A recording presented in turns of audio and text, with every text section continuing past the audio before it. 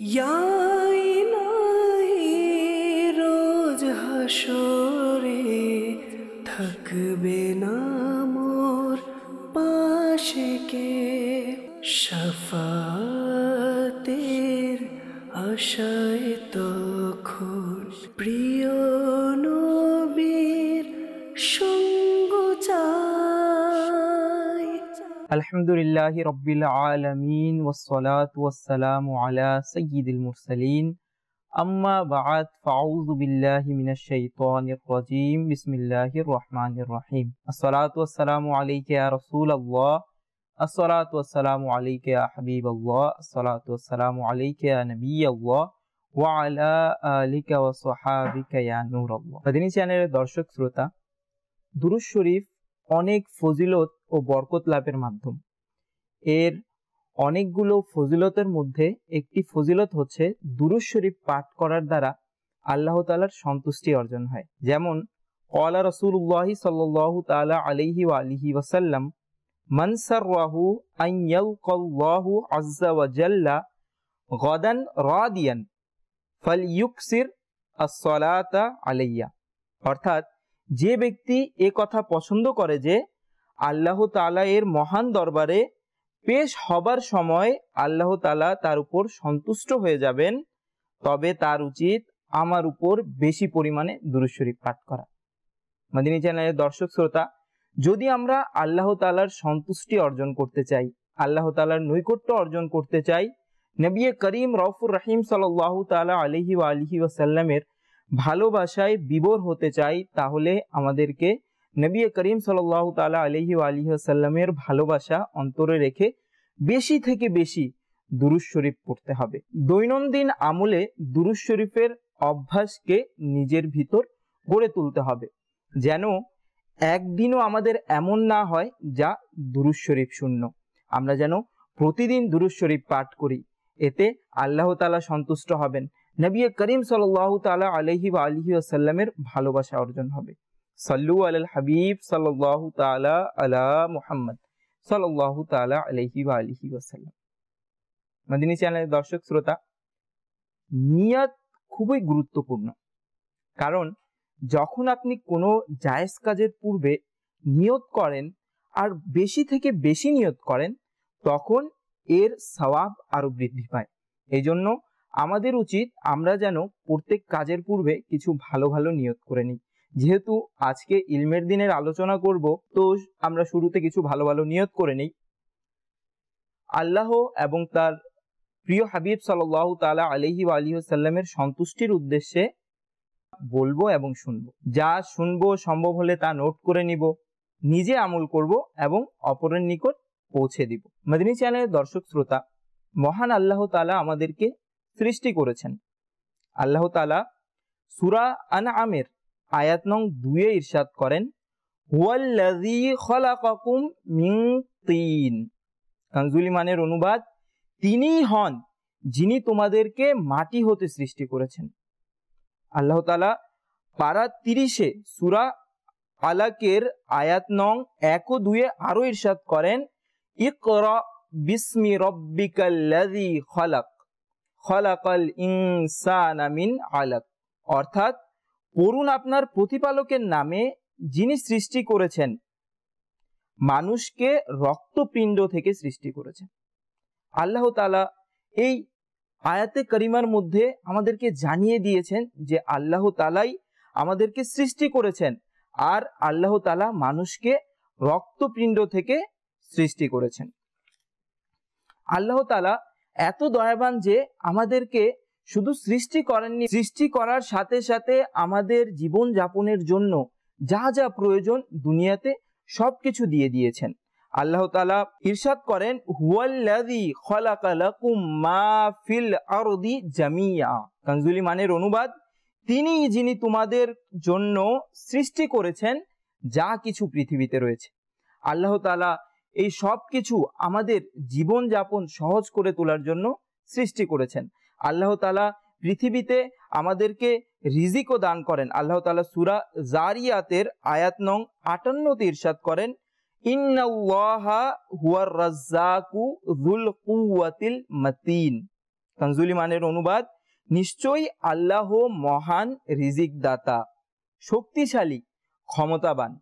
আল্লাহ তাআলা আমাদেরকে সৃষ্টি করেছেন, দুনিয়ার মধ্যে বিভিন্ন নিয়ামত আমাদের জন্য সৃষ্টি করেছেন। আল্লাহ তাআলা আমাদেরকে রিজিক দিয়েছেন। এই সবগুলোর উদ্দেশ্য কি?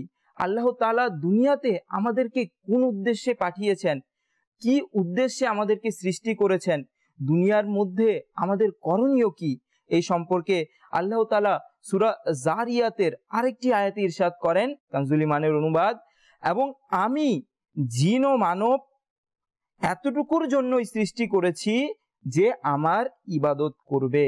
অর্থাৎ আল্লাহ তাআলা জিন এবং মানবকে, আমাদেরকে আল্লাহ তাআলার ইবাদতের জন্য সৃষ্টি করেছেন। আল্লাহ তাআলা ইরশাদ করেন, কানজুল ইমানের অনুবাদ, ইনি আল্লাহ তাআলা তোমাদের প্রতিপালক, আল্লাহ তাআলা ছাড়া কেউ উপাসনা যোগ্য নয়। আল্লাহ তাআলা সমস্ত কিছুর স্রষ্টা, সুতরাং তোমরা তার ইবাদত করো, তিনি সমস্ত কিছুর রক্ষক। প্রিয় ইসলাম ভাইরা, এই আয়াত দ্বারাও আল্লাহ তাআলা আমাদেরকে এই বার্তা দিচ্ছেন যে আল্লাহ তাআলাই আমাদেরকে সৃষ্টি করেছেন, সুতরাং আমরা যেন আল্লাহ তাআলার ইবাদত করি। আর আল্লাহ তাআলা ব্যতীত কেউ ইবাদতের যোগ্য নয়। আর যেই বান্দা দুনিয়াতে ইবাদত করবে সে আখিরাতেও সফলকাম হবে, দুনিয়াতেও সফলকাম হবে। ইবাদত বহু প্রকারের, বিভিন্ন শ্রেণীর ইবাদত রয়েছে যা পবিত্র শরিয়ত আমাদেরকে নির্ধারণ করে দিয়েছে। তো সেই ইবাদতের মধ্যে কিছু ইবাদত রয়েছে ফরজ, কিছু ইবাদত রয়েছে সুন্নাত। আর আজকে আমরা এমন একটি ইবাদত নিয়ে আলোচনা করব যে ইবাদত হচ্ছে ফরজ, আর এটাকে নবী করিম সাল্লাল্লাহু তাআলা আলাইহি ওয়া আলিহি ওয়াসাল্লাম ইসলাম ধর্মের স্তম্ভ বলেছেন। সেই ইবাদত কোনটি? সেই ইবাদত হচ্ছে রোজা। জি প্রিয় ইসলাম ভাইরা, রোজা এমন একটি ইবাদত যার গুরুত্ব ব্যক্ত করতে গিয়ে নবী করিম সাল্লাল্লাহু তাআলা আলাইহি ওয়া আলিহি ওয়াসাল্লাম এটাকে ইসলামের স্তম্ভ আখ্যায়িত করেছেন। তো আমাদেরকেও রোজা রাখতে হবে, কেননা রোজার অনেক ফজিলত রয়েছে। রোজার অনেকগুলো ফজিলতের মধ্যে একটি ফজিলত হচ্ছে যে রোজা কাল কিয়ামতের দিন রোজাদারদের জন্য শাফাআত করবে। যেমন মুসনাদে আহমদ বিন হাম্বল কিতাবে রয়েছে, আন আব্দুল্লাহ বিন আমর আন্না রাসূলুল্লাহ সাল্লাল্লাহু তাআলা আলাইহি ওয়া আলিহি ওয়াসাল্লাম ক্বালা আস-সিয়ামু ওয়াল কুরআনু ইয়াশফাআনি লিল আবদি ইয়াউমাল কিয়ামাতি ইয়াকুলু সিয়ামু আই রব্বি মানাতুহু তুআমা ওয়াশ শাহওয়াতি বিন নাহারি ফাশাফি'নি ফিহি ওয়া ইয়াকুলুল কুরআনু মানাতুহু নাওমা বিল লাইলি ফাশাফি'নি ফিহি ক্বালা ফায়ুশাফাআনি। প্রিয় ইসলাম ভাইরা, আব্দুল্লাহ বিন আমর রাদিয়াল্লাহু তাআলা আনহু হতে বর্ণিত, নবী করিম রাউফুর রহিম সাল্লাল্লাহু তাআলা আলাইহি ওয়া আলিহি ওয়াসাল্লাম ইরশাদ করেছেন, রোজা এবং কুরআন কিয়ামতের দিন বান্দার জন্য শাফাআত করবে। রোজা বলবে, হে আমার প্রতিপালক, আমি তাকে দিনের বেলায় খাবার ও উত্তেজনা থেকে বিরত রেখেছি, সুতরাং আপনি তার পক্ষে আমার শাফাআত কবুল করুন। কুরআন বলবে, আমি তাকে রাতের বেলায় ঘুম থেকে বিরত রেখেছি, আপনি তার পক্ষে আমার শাফাআত কবুল করুন। নবী করিম সাল্লাল্লাহু তাআলা আলাইহি ওয়া আলিহি ওয়াসাল্লাম আরো ইরশাদ করেন, তাদের উভয়ের শাফাআত কবুল করা হবে। প্রিয় ইসলাম ভাইরা, মদিনী চ্যানেলের দর্শক শ্রোতা, একটি ঈমান উদ্দীপক বর্ণনা আমরা আলোচনা করলাম যে কুরআন ও রোজা বান্দার জন্য তার কষ্টের কথা বলে শাফাআত করবে। পরিশেষে আল্লাহর দয়ায় তাদের দুজনের শাফাআত কবুল করা হবে সেই রোজাদার ব্যক্তির পক্ষে, যার ব্যাপারে তারা শাফাআত করবে, সেই কারীর পক্ষে, সেই কুরআন তেলাওয়াতকারীর পক্ষে যার ব্যাপারে কুরআন শাফাআত করবে। তো কুরআন ও রোজার শাফাআত তাদের পক্ষে কবুল করা হবে। দর্শক শ্রোতা, রোজা কার জন্য শাফাআত করবে? অবশ্যই রোজা সেই ব্যক্তির জন্য শাফাআত করবে যে দুনিয়াতে রোজাকে ভালোবেসেছে, দুনিয়াতে রোজাকে ভালোবেসে আল্লাহ তাআলার সন্তুষ্টির উদ্দেশ্যে রোজা রেখেছে।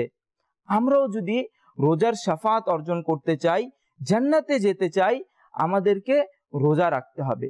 প্রিয় ইসলাম ভাইরা, রোজা, কিছু রোজা ফরজ হয়, যেমন রমজান শরীফের রোজা। কিছু রোজা সুন্নাত হয়, কিছু রোজা নফল হয়। আর রমজান শরীফের রোজা ফরজ রোজা, যারা এটা শরীয়তের অপারগতা ছাড়া রমজান শরীফের রোজা রাখবে না, তাদেরকে কাল কিয়ামতের দিন শাস্তি দেয়া হবে, তাদের জন্য আযাবের বর্ণনা রয়েছে। প্রিয় ইসলাম ভাইরা, আমাদের উচিত আমরা যেন রমজানের রোজা রাখি, কারণ রমজানের রোজা মহান আল্লাহ তাআলা আমাদের উপর ফরজ করেছেন। আর রমজানের রোজা রাখার পাশাপাশি আমরা যেন বেশি বেশি করে নফল রোজাও রাখি, কেননা রোজার অনেক অনেক অসংখ্য ফজিলত বিভিন্ন কিতাবে বর্ণিত রয়েছে। নবী করিম রউফুর রহিম সাল্লাল্লাহু তাআলা আলাইহি ওয়া আলিহি ওয়াসাল্লাম ইরশাদ করেন, নিশ্চয়ই জান্নাতে একটি দরজা রয়েছে যাকে রায়ান বলা হয়, এটি দিয়ে কিয়ামতের দিন রোজাদাররা প্রবেশ করবে, তারা ব্যতীত অন্য কেউ প্রবেশ করবে না। বলা হবে, রোজাদাররা কোথায়? অতঃপর ওই সব লোক দাঁড়াবে, তারা ব্যতীত অন্য কেউ দরজা দিয়ে প্রবেশ করবে না। যখন তারা প্রবেশ করে নিবে, তখন দরজা বন্ধ করে দেয়া হবে, তারপর ওই দরজা দিয়ে আর কেউ প্রবেশ করবে না। প্রিয় ইসলাম ভাইরা, আমরাও যদি সেই রায়ান নামক দরজা দিয়ে প্রবেশ করতে চাই, রোজার শাফাত অর্জন করতে চাই, তাহলে আমাদেরকেও বেশি বেশি করে রোজা রাখতে হবে। রমজানের রোজা তো আবশ্যক, সেটা তো একটিও বাদ দেওয়া যাবে না। এর পাশাপাশি আমাদেরকে নফল রোজাও রাখতে হবে। বুখারী শরীফের 2840 নং হাদিস, আন আবি সাঈদ আল খুদরি রাদিয়াল্লাহু তাআলা আনহু ক্বালা সামি'তুন নাবিয়্যা ইয়াকুলু মান সামা ইয়াওমান ফি সাবিলিল্লাহি বা'আদাল্লাহু ওয়াজহাহু আনিন নারি 70 খরিফান।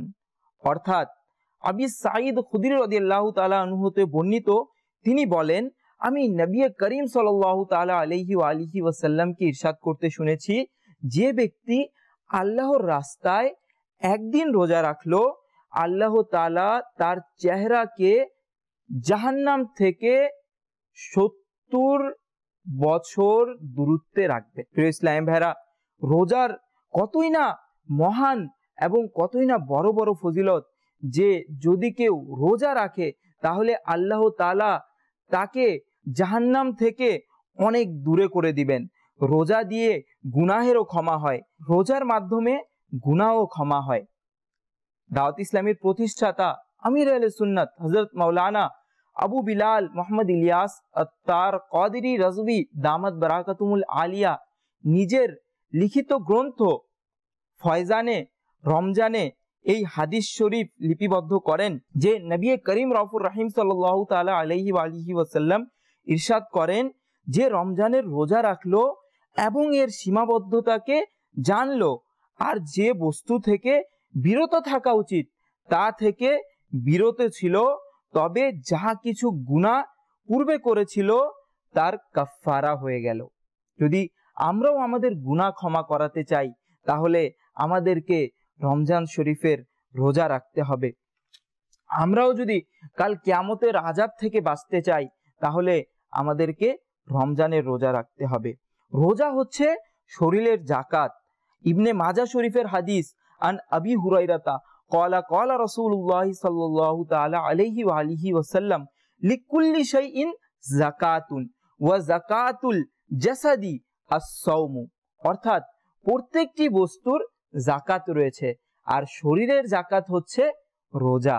নবী করিম রউফুর রহিম সাল্লাল্লাহু তাআলা আলাইহি ওয়া আলিহি ওয়াসাল্লাম রোজার ফজিলত বর্ণনা করতে গিয়ে আরো বলেন, আসিয়ামু নিসফুস সবর, রোজা হচ্ছে ধৈর্যের অর্ধেক। অর্থাৎ রোজার মাধ্যমে আমরা খাবার থেকে, বিভিন্ন গুনাহ থেকে, বিভিন্ন জায়েজ কাজ থেকেও বিরত থেকে ধৈর্যের পরিচয় দেই, ধৈর্যে প্রশিক্ষিত হই। তো আমরা যদি রোজা রাখি, তাহলে এর উপকার একটি এটিও হবে যে আমাদের ধৈর্য বেড়ে যাবে। প্রিয় ইসলাম ভাইরা, শুধু এই ফজিলত না, আরো রোজার ফজিলত রয়েছে। যেমন রোজার একটি ফজিলত হচ্ছে রোজাদারের অঙ্গ প্রত্যঙ্গ তাসবিহ পাঠ করবে। নবী করিম রফুর রহিম সাল্লাল্লাহু তাআলা আলাইহি ওয়া আলিহি ওয়াসাল্লাম ইরশাদ করেছেন, যে বান্দার রোজা অবস্থায় সকাল হয় তার জন্য আসমানের দরজাগুলো খুলে দেয়া হয় এবং তার অঙ্গ প্রত্যঙ্গ তাসবিহ পাঠ করে, আর দুনিয়ার আসমানে অবস্থানকারী ফেরেশতারা তার জন্য সূর্যাস্ত পর্যন্ত মাগফিরাতের দোয়া করতে থাকে। যদি আমরা ফেরেশতাদের মাগফিরাতের দোয়া লাভ করতে চাই, যদি আমাদের অঙ্গ প্রত্যঙ্গ তাসবিহ পাঠ করার প্রতি আমরা আগ্রহ হই, তাহলে আমাদেরকে রোজা রাখতে হবে। যাকে রোজা পানাহার থেকে বিরত রেখেছে, যার প্রতি তার বাসনা ছিল, তবে আল্লাহ তাআলা তাকে জান্নাতি ফলমূল থেকে আহার করাবেন আর জান্নাতি পানীয় থেকে পান করাবেন। রোজার আরো ফজিলত রয়েছে। কিয়ামতের দিন রোজাদারদের জন্য একটি স্বর্ণের দস্তরখানা রাখা হবে, যা থেকে সে খাবে, অথচ লোকেরা হিসাব নিকাশের জন্য অপেক্ষমান থাকবে।